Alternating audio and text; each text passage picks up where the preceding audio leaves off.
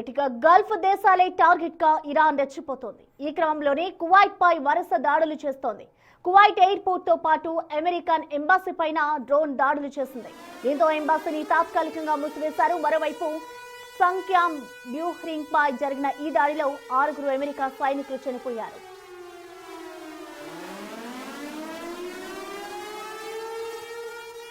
Iran కేవలం Israel, అమెరికాలను మాత్రమే కాకుండా కువైట్ తదితర గల్ఫ్ దేశాలను కూడా టార్గెట్ చేయడం వెనుక బలమైన కారణాలున్నాయి. కువైట్ నేరుగా యుద్ధంలో పాల్గొనకపోయినా అక్కడ అమెరికాకు చెందిన అతిపెద్ద సైనిక స్థావరాలు ఉన్నాయి.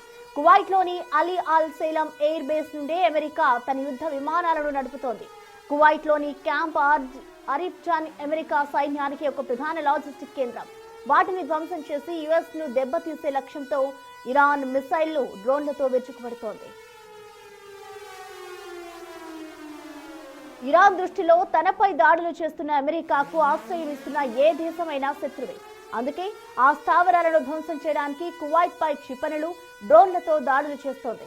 తమపై దాడికి సహకరిస్తున్న పొరుగు దేశాలపై దాడులు చేయడం ద్వారా అమెరికాపై ఒత్తిడి పెంచాలని ఇరాన్ భావిస్తోంది. మరోవైపు అమెరికా సాయం చేస్తున్న కువైట్ ను ఆర్థికంగా దెబ్బతీసేందుకు ఇరాన్ దాడులకు తెగబడుతోంది.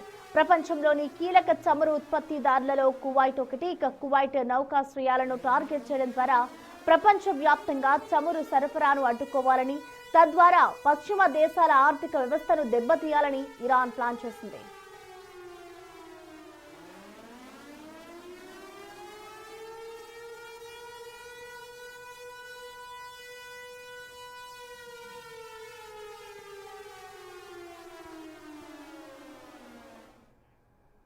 దీనికి సంబంధించిన మోర్ డీటెయిల్స్ ని మా ప్రతినిధి ఢిల్లీ నుంచి శివ అందిస్తారు. శివ, మనం చూస్తున్నాము ప్రధానంగా ఎప్పుడైతే వార్ మొదలైందో అప్పటి నుంచి కూడా ఇరాన్ ఎక్కువ కువైట్ నే టార్గెట్ చేసింది. సో దీని వెనుక బలమైన కారణాలు ఉన్నాయంటూ కూడా చెప్తున్నారు. అసలు ఏంటి ఈ రీజన్స్, డీటెయిల్స్ ఎలా ఉన్నాయి శివ? రైట్, ఈ ఇటీవల కాలంలో ఇటు అమెరికా, ఇరాన్, ఇజ్రాయెల్ మధ్య 3 దేశాల మధ్య యుద్ధం కొనసాగుతుంది. 6వ రోజుకు యుద్ధం చేరుకుంది. దానిలో భాగంగా ఇప్పుడు ఇజ్రాయెల్, అమెరికా కన్నా ఇప్పుడు ఇరాన్ దృష్టి అంతా కూడా కువైట్ మీద ఉంది. ఎందుకంటే అమెరికాకు సంబంధించిన సైనిక స్థావరాలు కానీ, వారికి సంబంధించిన అనేక రక్షణ రంగ వ్యవస్థకు సంబంధించిన అక్కడ సామాగ్రి అంతా కూడా అక్కడ కువైట్ లో ఉన్న ఎయిర్ స్టేషన్లలో వారు ఆశ్రయం పొందారు. అక్కడి నుంచే దాడులు చేస్తున్నారు అనేది ప్రధానంగా ఇరాన్ భావిస్తుంది. దాంట్లో భాగంగా అంటే డైరెక్ట్ గా కువైట్ ఇరాన్ తో యుద్ధం లేకపోయినా ఈ పశ్చిమాసియా దేశాల్లో ఏ దేశాలైతే అమెరికాకు కానీ, ఇజ్రాయెల్ కు కానీ ఆశ్రయం కల్పిస్తున్నాయో ఆ దేశాలు కూడా మాకు శత్రువులతో సమానము అనేది కూడా ప్రధానంగా ఇరాన్ చెప్తుంది. దానిలో భాగంగా వారికి ఆశ్రయం ఇస్తున్నారు కాబట్టి వారికి సంబంధించిన రక్షణ రంగ వ్యవస్థకు సంబంధించి కానీ, సైనిక వ్యవస్థకు సంబంధించిన యుద్ధ సామగ్రి అంతా కూడా అక్కడ పెట్టుకునేందుకు షెల్టర్ ఇస్తున్నారు. కాబట్టి అప్పటి నుంచి ఏంటంటే మీరు కూడా బాగా చేసినట్లయితే కూడా వారు భావిస్తున్నారు. దానిలో భాగంగానే ఈ కువైట్ అలాగే పశ్చిమాసియా సేవిస్తున్నాయి కానీ,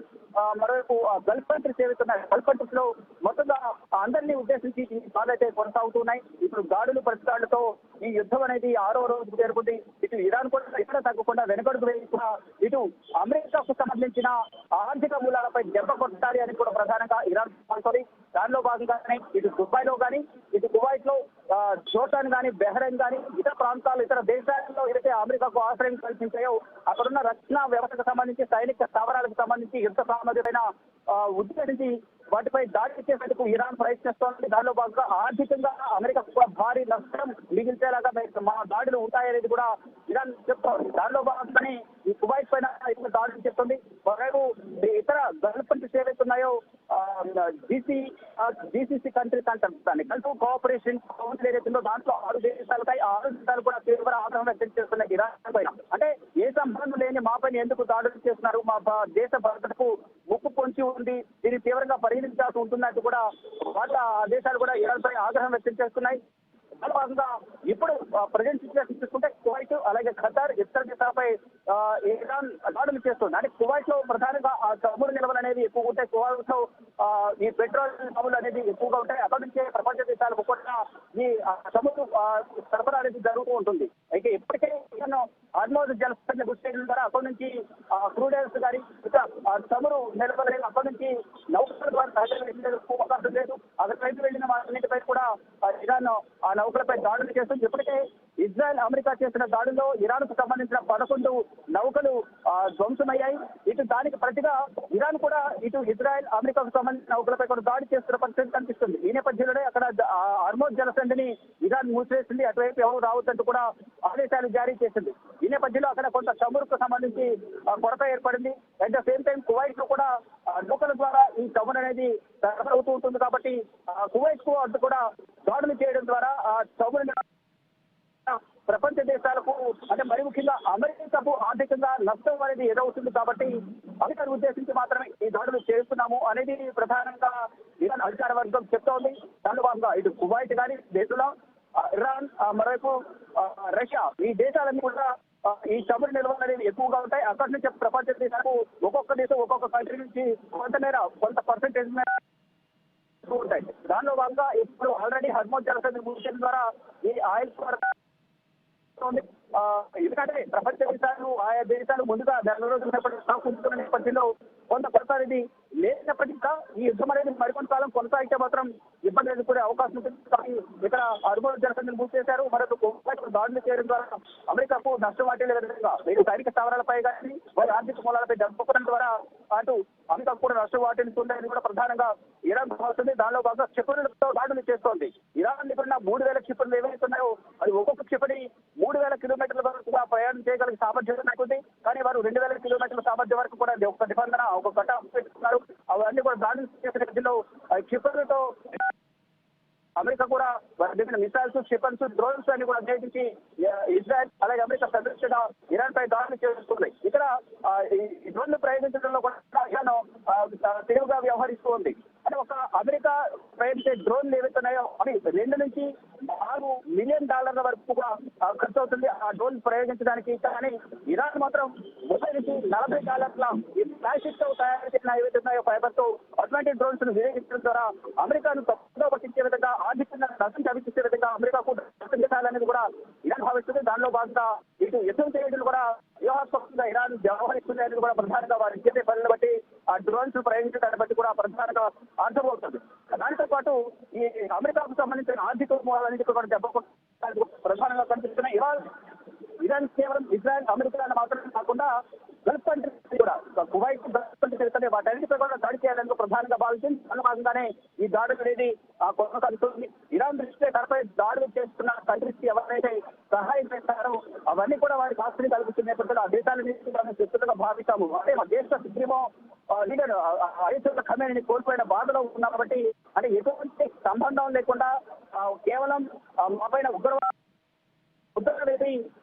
అంటే మొదలైన చమురుకు సంబంధించి చమురు నిల్వలకు సంబంధించి అంగీకరించిన నేపథ్యంలోనే అంటే తన కనుకలలో తన అధీనంలో పనిచేయాలని ట్రంప్ పేరు కానీ దానికి అంగీకరించిన నేపథ్యంలోనే ఉగ్రవాదిగా ఇజ్రాయెల్ అమెరికా మాపై ముద్ర వేసుకున్నాయి అనేది ప్రధానంగా ఇరాన్ చెప్తూ ఉంది. దానిలో భాగంగానే వారు చేసిన దాడులకు ప్రతీకార దాడి ఉండకపోతుంది, ప్రాణానికి ప్రాణం తీస్తామని కూడా ఇరాన్ ఎంత కూడా వెనుకడుగు వేయకుండా దాడులు చేస్తున్నారు. కానీ ప్రతిరోజు కూడా వందల సంఖ్యలో సాధారణ ప్రజలు సరిపోతున్నారు.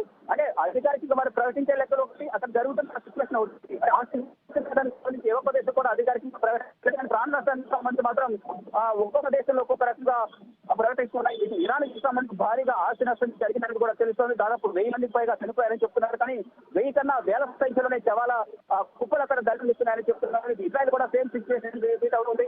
ఇటు అమెరికాలో కూడా ఎంబసీలు ఎక్కడున్న ఎంబసీలపై దాడి చేయడం ద్వారా ఎంబసీలో సైనిక వ్యవస్థ చేస్తున్న వారందరూ కూడా మృత్యువాత పడుతూ ఇరాన్ చేసే దాడుల వల్ల ముఖ్యంగా చూసుకుంటే దాడులు ప్రతిదాడుల వల్ల మృతుల సంఖ్య పెరుగుతోంది, భారీగా ఆస్తి నష్టం పెరుగుతోంది.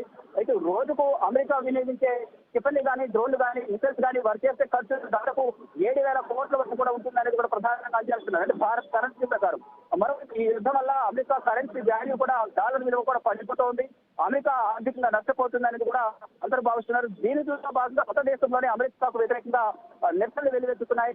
ఇటు షియాలు ఖమేనీకి మద్దతుగా రోడ్లపై నిరసనలు తెలియజేస్తున్నారు. మరోవైపు అమెరికాకు మద్దతు కొంతమంది తెలియజేస్తున్నప్పటికీ కూడా ట్రంప్ కు వ్యతిరేకంగా కొంతమంది రోడ్లపైకి వచ్చి నిరసన తెలియజేస్తున్న పరిస్థితి కనిపిస్తుంది. అంటే తన యుగోనికి పోయే దేశాన్ని ఉప్పులు పెడుతున్నారు ట్రంప్ అనేది కూడా ప్రధానంగా ఆ దేశస్తులు అయితే తీవ్ర ఆగ్రహం వ్యక్తం చేస్తూ ఉన్నారు. అంటే ట్రంప్ ఎప్పుడు దిగిపోతారా, ఎప్పుడు యుద్ధాలు ఆగిపోతాయా అని కూడా అందరూ భావిస్తున్నారు. అమెరికా సంబంధించిన వారందరూ కూడా కొంతమంది అంతర్జాతీయ నిపుణులు అయితే ఇదే చేస్తున్నట్లు కూడా తెలుస్తోంది. అంటే ట్రంప్ రెండవసారి అధికారం చేపట్టినప్పటికీ కూడా మూర్ఖత్వపు నిర్ణయాలు తీసుకోవడం ద్వారా ప్రపంచ దేశాలపై టారిఫ్ విధించడం, ఇప్పుడు యుద్ధం పేరుతో యుద్ధాలు చేయడం, వారి వారి మధ్య నేనే ప్రయోజనం గురించాను, నాకు శాంతి బహుమతి నోబెల్ బహుమతి ఇవ్వాలని అందరినీ అడుకోవడం అనేది జరుగుతుంది. ఇదంతా కరెక్ట్ కాదని కూడా ఇరాన్ చెప్తోంది. ఒకవైపు యుద్ధాలను ప్రేరేపించడం, కృత్రిమ ఉద్యమాన్ని ప్రేరేపించడం, ఆ ఉద్యమాల ద్వారా ప్రజల ప్రాణాలు కోల్పోవడం, దానిలో ట్రంప్ పాత్ర కీలకంగా ఉంది అనేది ప్రధానంగా ఇరాన్ చెప్తా ఉంది. అంటే ఇటీవల యుద్ధం రాకముందు, అణు ఒప్పందానికి సంబంధించిన చర్చలు జరగకముందు ఇరాన్ లో జరిగిన అల్లర్ల వెనుక ట్రంప్ ఉన్నారు అనేది ప్రధానంగా ఇరాన్ చెప్తుంది.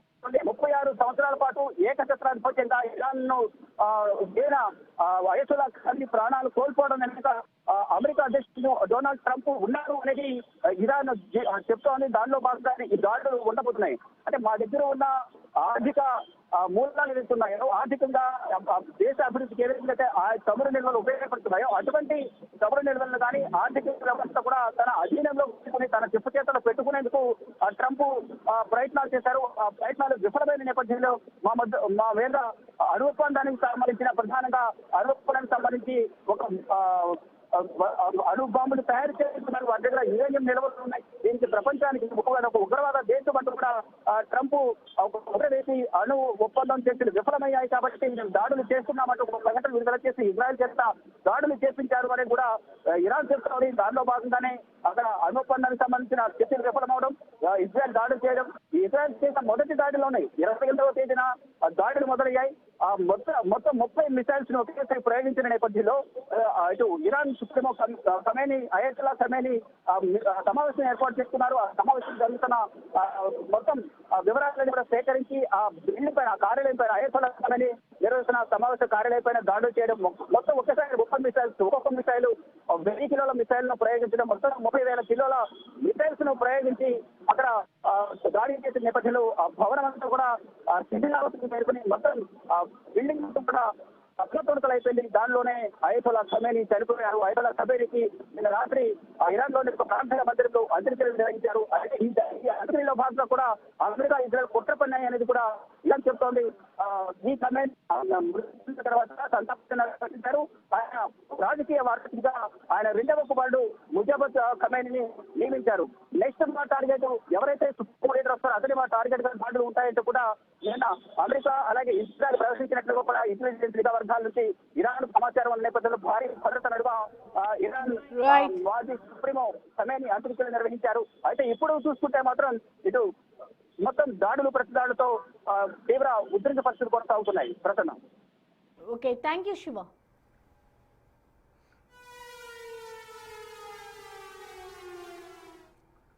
ఇక పశ్చిమాసియాలో నెలకొన్న ఉద్రిక్తతలు అంతకంతకు పెరుగుతున్నాయి. దాడులు, ప్రతి దాడులతో ఇరాన్, ఇజ్రాయెల్, వాటికి మద్దతు ఇస్తున్న దేశాలు వణికిపోతున్నాయి. ఇరాన్ గల్ఫ్ దేశాలను టార్గెట్ చేసుకోగా ఇజ్రాయెల్ లెబనాన్ ను లక్ష్యంగా చేసుకుంది. దీని వెనుక ఇజ్రాయెల్ వ్యూహాత్మక సైనిక కారణాలున్నాయి. ముఖ్యంగా ఇరాన్ మద్దతు ఇస్తున్న హిజ్బుల్లా గ్రూపును అణచివేయడమే ఇజ్రాయెల్ ప్రధాన ఉద్దేశం.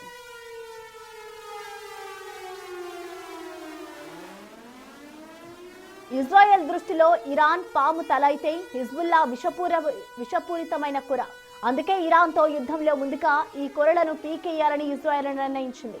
ఇరాన్ ప్రాక్సీ సైన్యమైన హిజ్బుల్లా లెబనాన్ కేంద్రంగా పనిచేస్తోంది. వారికి అవసరమైన ఆయుధాలు, నిధులు, శిక్షణ ఇరాన్ అందిస్తోంది. అందుకే ఇరాన్ పై అమెరికా, ఇజ్రాయెల్ దాడులు ప్రారంభించిన వెంటనే ఆ దేశానికి మద్దతుగా హిజ్బుల్లా వేలాది క్షిపణులతో విరుచుకుపడింది. దీంతో తమ భూభాగాన్ని రక్షించుకోవడం, హిజ్బుల్లా క్షిపణి లాంచర్లను, ఆయుధ డిపోలను ధ్వంసం చేయడం ఇజ్రాయెల్ కు అనివార్యమైంది.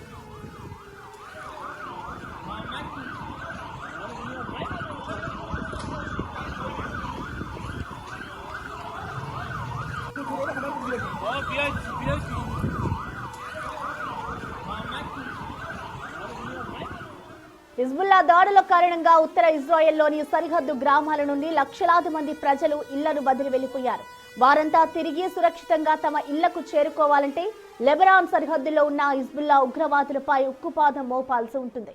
అందుకే ఇజ్రాయెల్ సైన్యం ఐడిఎఫ్ లెబనాన్ లోపలికి చొచ్చుకెళ్లి మరీ దాడులు చేస్తోంది. ఈ క్రమంలోనే హిజ్బుల్లా టాప్ కమాండర్లను వైమిక దాడుల ద్వారా ఇజ్రాయెల్ ఇప్పటికే మట్టుబెట్టింది. హిజ్బుల్లా కమ్యూనికేషన్ నెట్వర్క్ ను ఇప్పటికే దెబ్బతీసింది. ఇటు లెబనాన్ సరిహద్దుల నుండి ఇజ్రాయెల్లోకి చొరబడ్డానికి నిర్మించిన భారీ సొరంగ మార్గాలను ఇజ్రాయెల్ బాంబులతో ధ్వంసం చేస్తోంది.